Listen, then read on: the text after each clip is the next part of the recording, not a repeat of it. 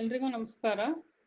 ಶಂಕುಸ್ಥಾಪನೆ, ಪಾಯ ಪೂಜೆ, ಗುದ್ದಲಿ ಪೂಜೆ ಈ ರೀತಿ ಒಂದೊಂದು ಕಡೆ ಒಂದೊಂದು ಹೆಸರಿಂದ ಕರೀತಾರೆ. ಈ ಒಂದು ಪಾಯ ಪೂಜೆಗೆ ಬೇಕಾಗಿರ್ತಕ್ಕಂಥ ಮುಖ್ಯವಾದ ವಸ್ತುಗಳು ಯಾವ್ಯಾವುದಪ್ಪ ಅಂದರೆ ಅರಿಶಿನ ಕುಂಕುಮ ಬೇಕು, ಹೂವು, ಬಿಡಿ ಹೂವು ಬೇಕಾಗುತ್ತೆ, ಹೂವಿನ ಕಟ್ಟಿರ್ತಕ್ಕಂಥ ಹೂವಿನ ಹಾರನೂ ಬೇಕು, ಪಂಚಪತ್ರೆ, ಉದ್ದರಣೆ, ಗಂಟೆ, ದೀಪಗಳು 2 ಬೇಕು, ಬತ್ತಿ, ಊದ್ಬತ್ತಿ, ಕರ್ಪೂರ, ಮತ್ತು ಒಂದು ಕಳಶಕ್ಕೆ ತಂಬಿಗೆ ಬೇಕು, ಎಲೆ, ಅಡಿಕೆ ಬೇಕು, ಒಂದು ಬಿಂದಿಗೆ ಮಡಿ ನೀರು ಬೇಕಾಗುತ್ತೆ, ಬಾಳೆಹಣ್ಣು, ತೆಂಗಿನಕಾಯಿ ಒಂದು 4 ಬೇಕಾಗುತ್ತೆ. ತೆಂಗಿನಕಾಯಿ 4 ದೇವ್ರ ಮುಂದೆ ಅಂದರೆ ಒಂದು ಮನೆ ದೇವ್ರ ಫೋಟೋನು ಬೇಕಾಗುತ್ತೆ. ಮನೆ ದೇವ್ರ ಫೋಟೋ ಮುಂದೆ ಹಣ್ಣು ಕಾಯಿ ಇಟ್ಟಾಗ ಕಾಯಿ ಬೇಕು. ಮತ್ತು ಪೂಜೆ ಎಲ್ಲ ಮುಗಿದ್ಮೇಲೆ ಯಾರು ಪೂಜೆ ಮಾಡಿರ್ತಾರೋ ಆ ಒಂದು ಫ್ಯಾಮಿಲಿಗೆ ದೃಷ್ಟಿ ತೆಗೆದು ಹೊಡೆಯಲಿಕ್ಕೆ ಒಂದು ಕಾಯಿ ಬೇಕಾಗುತ್ತೆ. ಹಾಗಾಗಿ ಒಂದು 3ರಿಂದ 4 ತೆಂಗಿನಕಾಯಿ ಬೇಕು. ಮತ್ತು ನವಗ್ರಹ ಧಾನ್ಯಗಳು ಬೇಕು. ಧಾನ್ಯಗಳು ಬೇಳೆ ರೂಪದಲ್ಲಿ ಇರಬಾರ್ದು, ಕಾಳುಗಳಿರಬೇಕು.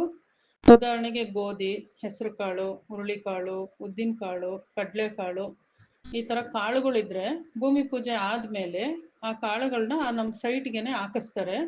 ಅದರಿಂದ ಗಿಡ ಬಂದಿದ್ದು ಪ್ರಾಣಿ ಪಕ್ಷಿಗಳು ತಿನ್ನಲಿ, ಅದು ಒಳ್ಳೆಯದಾಗುತ್ತೆ ಅನ್ನೋದಕ್ಕೋಸ್ಕರ ನವಧಾನ್ಯಗಳು ಬೇಕಾಗುತ್ತೆ.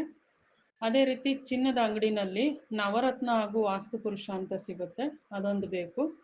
ಮತ್ತು ಪಾಯ ಕಲ್ಲುಗಳು 5 ಬೇಕಾಗುತ್ತೆ. ನೀವು ಸಿಮೆಂಟ್ ಬ್ರಿಕ್ಸಿಂದನಾರು ಕಟ್ಟಿ ಅಥವಾ ಮಣ್ಣಿನ ಇಟ್ಟಿಗೆಯಿಂದನಾರು ಕಟ್ಟಿಸಿ, ಈ ಪಾಯ ಕಲ್ಲು ಅಂತ ಕಲ್ಲಲ್ಲಿ ಬರುತ್ತೆ, ಆ ಪಾಯ ಕಲ್ಲುಗಳು ಬೇಕು. ಸೈಜ್ಗಲ್ಲು ಅಂತಲೂ ಕರೀತಾರೆ ಅದಕ್ಕೆ. ಮತ್ತು ಪಂಚಾಮೃತಕ್ಕೆ ಬಳಸ್ತಕ್ಕಂಥ 5 ವಸ್ತುಗಳು ಬೇಕು.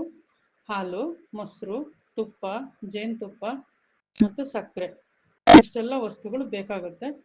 ಇದಲ್ಲದೆ ಮನೆ ಕಟ್ಟಕ್ಕೆ ಬಳಸ್ತಕ್ಕಂಥ ಆರೆ, ಗುದ್ಲಿ, ಕರ್ನೆ, ತೂಗುಂಡು, ಈ ಥರ ಕೆಲವು ವಸ್ತುಗಳು ಸಹ ಬೇಕಾಗುತ್ತೆ.